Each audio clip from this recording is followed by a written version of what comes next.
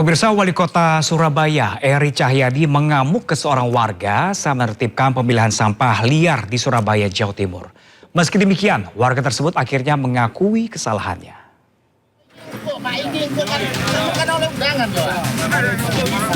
Wali Kota Surabaya, Eri Cahyadi cekcok dengan seorang warga saat menertibkan pemilahan sampah liar di kawasan Keputih, Surabaya, Jawa Timur.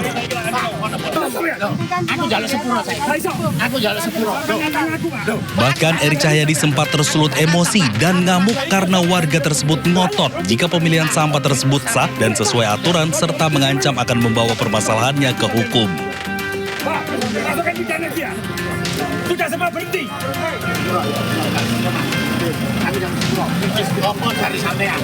Meski demikian, warga tersebut akhirnya mengakui kesalahannya dan bersedia membersihkan serta menghentikan pemilahan sampah liar miliknya. Sampah yang menimbulkan masalah, maka tidak bisa, harus ditarik. Dan di situ akhirnya mengatakan ini tanah. Setelah saya sampaikan, ini terkait pidana kalau sampah. Ternyata dia mengatakan bahwa saya selesaikan dalam 1 hari selesai. Wah, ya saya mohon maaf, namanya manusia, langsung saya bilang, wah kalau begitu selesaikan, kalau tidak saya masukkan penjara. Penertiban pemilahan sampah liar ini berawal dari laporan warga yang menyebut adanya pencemaran bau maupun udara akibat aktivitas tersebut. Dari Surabaya, Jawa Timur, Yuda Prawira, iNews melaporkan.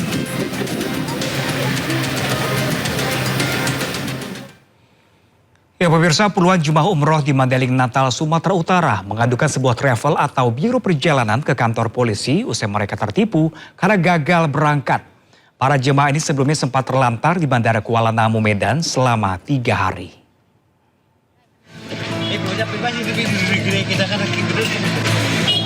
30 jamaah umroh asal Kabupaten Mandailing, Natal, Sumatera Utara resmi melaporkan agen travel Sultan Andalus Harmain ke Polres Madinah.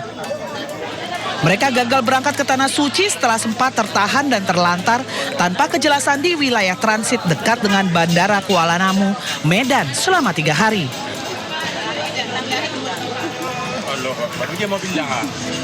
Sebagian jemaah jatuh pingsan hingga tidak bisa membendung kesedihan lantaran gagal berangkat umroh. Seharusnya 30 jamaah umroh ini berangkat ke Tanah Suci pada 18 Agustus lalu. Namun ternyata tiket pesawat mereka tidak disediakan oleh pihak travel. Kemudian saat berusaha menghubungi pihak travel yang bersangkutan, pimpinan travel menghilang, lari dari tanggung jawab. Tanggal 17 lah pula, tanggal 17 kami sampai ke Medan, Pak. Memang Pak yang punya travel Pak nggak bisa dihubungi gitu? Tidak dapat dihubungi. Oh, jadi orang Bapak gimana waktu itu, terlantar gitu? Ya bantu-bantuan apalah, kalau cuma apa pula, semalam dibantu kata siapa, Ustadz pembimbing kami, dikirim istrinya katanya untuk itu badan hukumnya ada, tapi izin dari kementerian tentang untuk PPIU-nya belum ada sampai sekarang. Makanya mungkin kalau kita simpulkan rasanya khusus untuk ilmu umroh itu belum ada mungkin izin. Kalau belum ada izin tuh gimana tuh apanya? Bodong atau gimana? Bodong lah itu.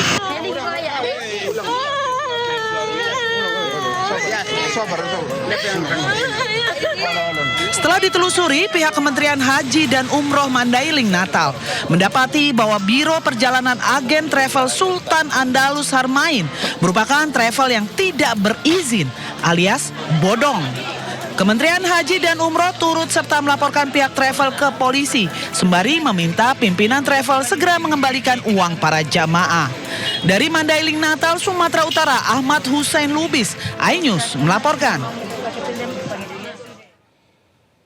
Tim gabungan BNN RI, BNP Kepri, Bea Cukai Batam dan Polda Kepri mengamankan kapal berbendera Tanzania di perairan utara Karimun, Kepulauan Riau. Kapal yang diawaki 10 warga Myanmar ini diduga membawa narkoba jenis sabu cair.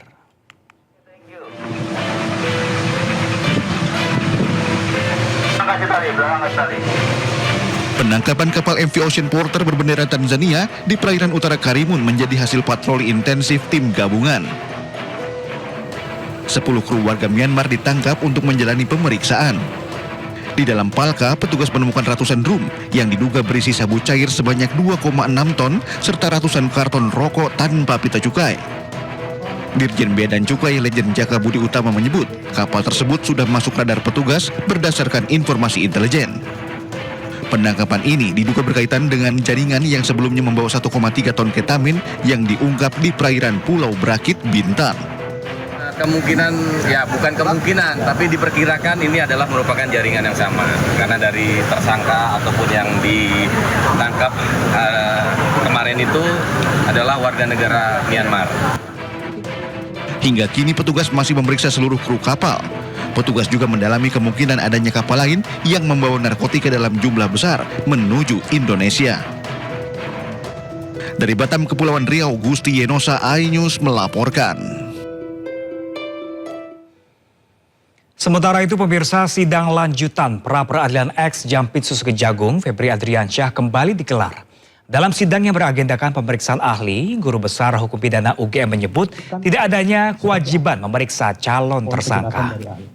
Baik, dengan masalah asas Guru Besar UGM Markus Priyo Gunarto menegaskan KUHP baru tidak mewajibkan penyidik memeriksa seseorang terlebih dahulu sebelum menetapkannya sebagai tersangka. Pernyataan itu disampaikan Markus saat dihadirkan Polri sebagai ahli dalam sidang pra-peradilan yang diajukan mantan Jampitsus Febri Adriansyah di Pengadilan Negeri Jakarta Selatan. Markus membandingkan ketentuan penetapan tersangka dalam KUHP lama dengan aturan yang berlaku dalam KUHP baru. Menurut dia, ketika KUHP lama masih berlaku, terdapat putusan MK yang menjadi salah satu dasar seseorang yang akan ditetapkan sebagai tersangka harus terlebih dahulu diperiksa. Namun ketentuan ini tidak dapat lagi diterapkan dengan cara yang sama setelah berlakunya KUHP baru. Dan ini dimaksudkan sebagai apa? Jadi amar putusan tidak memuat itu perintah untuk harus diperiksa lebih dahulu calon tersangka itu, tidak ada ya di dalam amar putusan. Maka kemudian ya kondisi ini dipakai dasar oleh pembentuk KUHP yang baru untuk menentukan bahwa dalam penetapan tersangka itu tidak perlu diperiksa lebih dahulu calon tersangkanya. Ya pemirsa, masa dari pegiat aktivis lingkungan hidup menggelar unjuk rasa di Gedung Kejagung. Mereka menutup jalan sebagai bentuk kekecewaan terkait dugaan korupsi transfer pricing PT Toba Pop Lestari. Saat menggelar aksi, masa membawa poster besar bertuliskan Adili Sukanto Tanoto.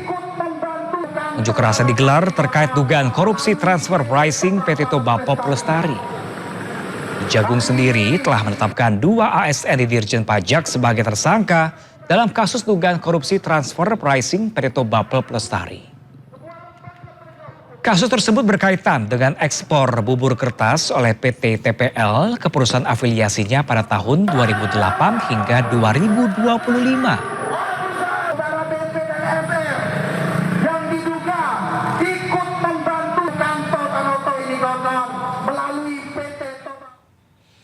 Ya pemirsa, Kejagung terus mendalami dugaan korupsi terkait transfer pricing PT Toba Pop Lestari dengan memeriksa sejumlah pegawai Kementerian Kehutanan. Pemeriksaan diarahkan pada aspek perizinan dan asal-usul kayu yang menjadi bahan baku produksi, termasuk kewajiban perpajakannya. Kapus Penkum Kejaksaan Agung Anang Supriyatna mengatakan pemeriksaan sejumlah pegawai Kementerian Kehutanan dilakukan untuk mendalami aspek perizinan dan asal-usul kayu yang menjadi bahan baku PT Toba Pop Lestari. Penyidik juga mendalami kewajiban perpajakan serta keterkaitannya dengan penyidikan dugaan korupsi terkait transfer pricing PT Toba Pop Lestari.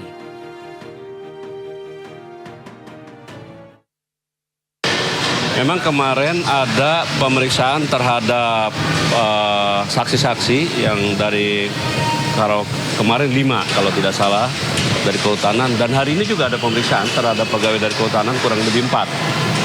Jadi sudah kurang lebih 9. Terkait dengan transfer pricing ini karena PT TPL ini kan produknya pulp.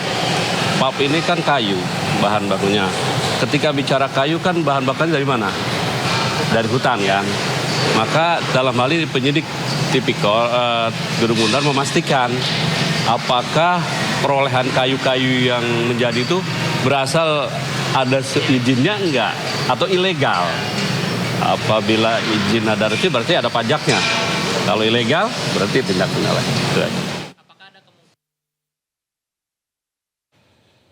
Komisi Pemberantasan Korupsi menggelar operasi tangkap tangan pada Kamis kemarin. Salah satu yang terjaring adalah Rektor Universitas Jenderal Sudirman Ahmad Sodik.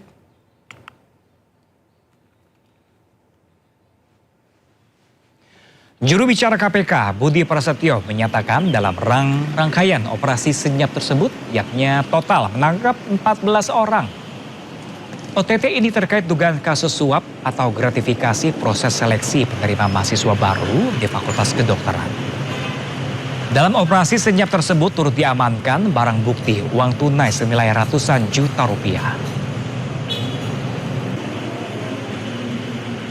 Dalam rangkaian peristiwa tertangkap tangan tersebut, tim mengamankan sejumlah 14 orang. 12 orang diantaranya diamankan di Purwokerto dan 2 orang lainnya diamankan di Jakarta. Kemudian terhadap 2 orang yang diamankan di Jakarta langsung dilakukan permintaan keterangan di Gedung Merah Putih KPK, dan terhadap 12 orang yang diamankan di Purwokerto kemudian juga langsung dilakukan pemeriksaan awal di Polresta Banyumas. Kemudian dari 12 orang yang diamankan di wilayah Purwokerto tersebut, 7 orang diantaranya dibawa ke Jakarta untuk pemeriksaan lebih lanjut. Ya pemirsa, untuk mengetahui informasi terkini terkait OTT yang menjerat Rektor Universitas Jenderal Sudirman Ahmad Sodik, sudah ada rekan kami Salam Pulungan langsung dari Gedung KPK Jakarta.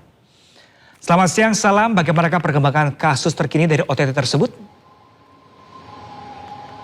Ya, Pram dan juga pemirsa, hingga saat ini belum ada update terkini lebih lanjut terkait dengan OTT KPK di Purwokerto, Jawa Tengah terkait dengan dugaan kasus korupsi penerimaan mahasiswa baru yang terjadi di Universitas Jenderal Sudirman atau UNSUD di Purwokerto, Jawa Tengah. Namun memang pada malam hari tadi dari pihak KPK ini sudah resmi menetapkan 6 orang sebagai tersangka dalam kasus tersebut, termasuk diantaranya Rektor UNSUD yakni Ahmad Sodik, kemudian juga Wakil Rektor Bidang Kemahasiswaan Norman Ari Prayogo, Kepala Bidang Bagian Akademik Eko Sumanto, serta 3 pihak swasta yang diduga ini berperan sebagai perantara dan juga rekanan. KPK juga mengungkap dugaan tindak pidana ini berkaitan dengan pemerasan dan juga gratifikasi dalam proses seleksi penerimaan calon mahasiswa baru di jalur mandiri, di mana untuk modusnya sendiri ini diduga berupa permintaan uang kepada orang tua calon mahasiswa, kemudian juga penerimaan dana melalui perantara, serta juga penyalahgunaan akses sistem akademik.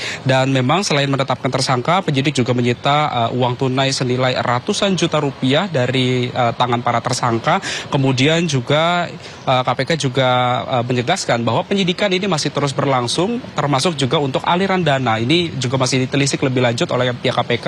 Apakah nantinya aliran dana ini mengalir ke sejumlah pihak lainnya yang nantinya memang untuk proses pemeriksaan sendiri dari saksi ini sudah ada 14 orang yang diperiksa sebagai saksi, bukan menutup kemungkinan akan adanya tersangka baru. Karena memang hingga saat ini proses penyelidikan ini masih berlangsung di pihak KPK, di mana nantinya juga akan terus ada perkembangan lebih lanjut terkait dengan kasus yang terjadi di Universitas Jenderal Sudirman.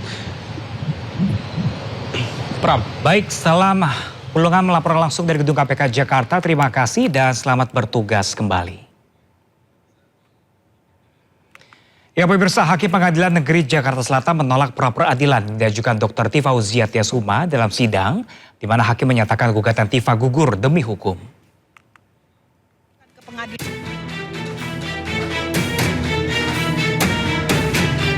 Hakim Tunggal Pengadilan Negeri Jakarta Selatan, Sulistyo Muhammad menyatakan seharusnya Dr. Tifa melakukan perlawanan atas pelimpahan kembali dakwaan kasus ijazah palsu Presiden ke-7 Joko Widodo.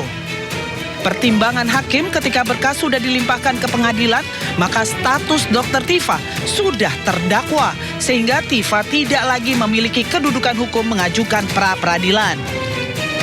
Inti dari perkara hukum yang menimpa saya ini adalah bagaimana seluruh masyarakat Indonesia itu bisa mendapatkan sebuah kejelasan yang sejelas-jelasnya ya mengenai apa yang selama ini menjadi polemik yaitu dugaan ijazah palsu mantan Presiden ke-7 Joko Widodo.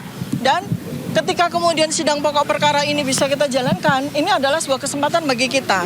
Tapi sekali lagi saya katakan berkali-kali dalam 470 hari ini ya, bahwa kami sudah melakukan penelitian terhadap 709 dokumen ya, malah ditambah ya, ada beberapa tambahan dokumen lagi, 712 dokumen tepatnya. Dan yang sudah diperiksa itu ada 148 saksi, itu sudah kami teliti dengan sangat seksama. Dan dengan senang hati nanti kami sampaikan ya, bersama dengan kesaksian para saksi, ada charge maupun para ahli ya, di persidangan, andai kata memang sidang pokok perkara harus kami jalankan. Tapi untuk diketahui ya, bahwa pada minggu ini ya, tanggal 18 Agustus 2026 kami juga sudah mengajukan pra-peradilan yang kedua ya. Kami sudah siapkan karena ada 2 pasal selundupan yang berkali-kali kami sampaikan ya. Pasal selundupan yang sangat tidak ada relevansinya sama sekali dengan kasus saya, tetapi memang semata-mata merupakan sebuah niat jahat ya, niat tidak baik dari pelapor untuk menghukum saya seberat-beratnya atas pasal 8 dan dengan hukuman 8 tahun dan 12 tahun ya, pasal 32 35. Dan kami dari kesimpulan yang kami dapatkan ya oleh jaksa penuntut umum ya, kami mendapatkan tambahan ya yang dalam ini menjadi tesis ya, bahwa ternyata betul-betul pasal 32 35 itu betul-betul dilakukan overcharging ya, betul-betul dilakukan dengan niat yang tidak baik ya. Malah kemudian barang bukti yang dibebankan kepada saya terkait dengan pasal 32 35 Undang-Undang ITE itu betul-betul tidak relevan. Nanti saya tidak akan spill sekarang ya. Sementara itu, Dr. Tifa akan kembali mengajukan pra-peradilan yang kedua terkait dugaan pasal selundupan yang tidak ada relevansinya dengan kasusnya. Dari Jakarta, Tim Liputan iNews melaporkan.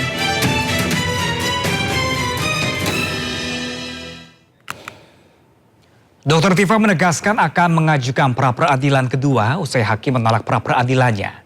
Dr. Tifa menilai dirinya terancam tersandera status terdakwa dalam waktu yang lama di persidangan pokok perkara.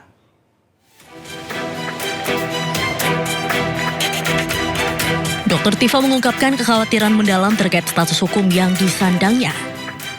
Tifa menilai dirinya terancam mengalami penyanderaan status sebagai terdakwa dalam waktu yang sangat lama di persidangan pokok perkara pasca hakim pra-peradilan memutuskan gugatannya tidak dapat diterima atau NO.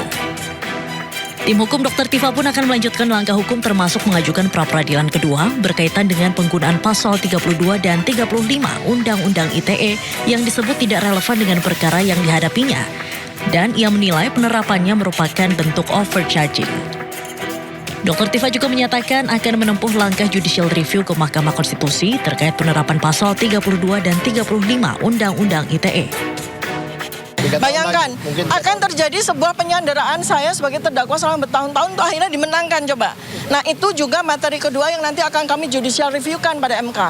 Ya, jadi kita akan terus berjalan secara paralel demi untuk tegaknya keadilan dan kebenaran di bumi Indonesia tercinta ini. Ya, jadi itu perjuangan bukan karena kami ingin mengulur-ngulur.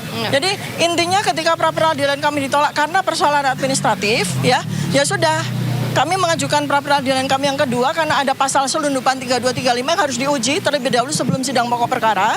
Ya, kalau kemudian dinyatakan diterima, alhamdulillah, artinya 3235 tidak relevan untuk di pokok peradilan kan. Tetapi kalau kemudian ditolak, ya sudah kita akan maju, kita akan kita fight, akan kita pertarungkan akan kita melawan, akan kita terus melakukan perlawanan di sidang pokok perkara. Tifa pun menegaskan pihaknya siap melawan dakwaan jaksa dalam sidang pokok perkara di Pengadilan Negeri Jakarta Timur. Dari Jakarta, Salam Pulungan, Irian Syah Wahyudi, Fihir Fauzia, iNews melaporkan. Sidang lanjutan pra-peradilan Jilid 4 Roy Suryo kembali digelar di Pengadilan Negeri Jakarta Selatan.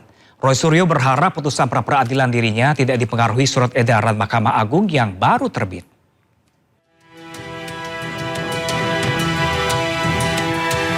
Sidang lanjutan pra-peradilan Jilid 4 Roy Suryo kembali digelar di Pengadilan Negeri Jakarta Selatan. Sidang kali ini beragendakan penyerahan kesimpulan baik dari kubu Roy Suryo selaku pemohon dan kubu Polda Metro Jaya sebagai termohon. Roy Suryo berharap hakim mengabulkan permohonan yang diajukan dan tidak terpengaruh surat edaran Mahkamah Agung yang baru diterbitkan. Hakim tunggal Pak Ike Darpawan kalau tidak bisa kemudian memutuskan dengan seadil-adilnya kepada kami, meloloskan atau katakanlah memberikan putusan yang kepada kami soal pencekalan dan sebagainya, berikanlah putusan yang seadil-adilnya, putusan yang sebaik-baiknya, tanpa ada terpengaruh yang namanya surat edaran Mahkamah Agung, karena itu memang belum bisa diberlakukan, ya, karena tidak bersifat mundur ke belakang, karena itu baru diumumkan kemarin.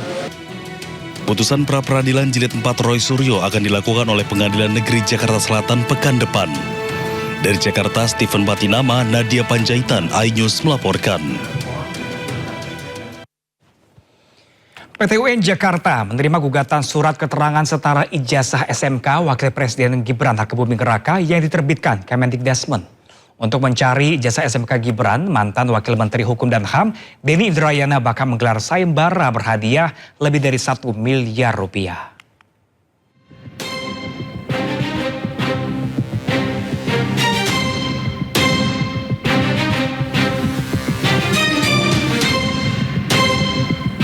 PT UN Jakarta menerima gugatan surat keterangan penyetaraan ijazah yang diterbitkan Kementerian Pendidikan Dasar dan Menengah terkait ijazah SMK Wakil Presiden Gibran Rakabuming Raka. Penggugat menilai riwayat pendidikan non-formal Gibran di UTS Insert Australia tidak bisa disetarakan dengan jenjang SMK di Indonesia.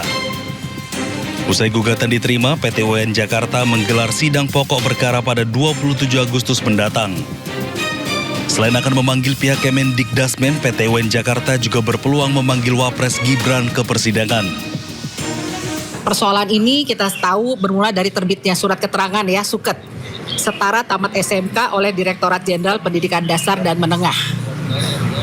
Nah, SUKET tersebut kita atau kami nilai bermasalah karena diduga kuat hanya berdasarkan dokumen khusus bahasa Inggris yang kurang dari 1 tahun. Yang disebut oleh surat keterangan itu adalah setara grade 12.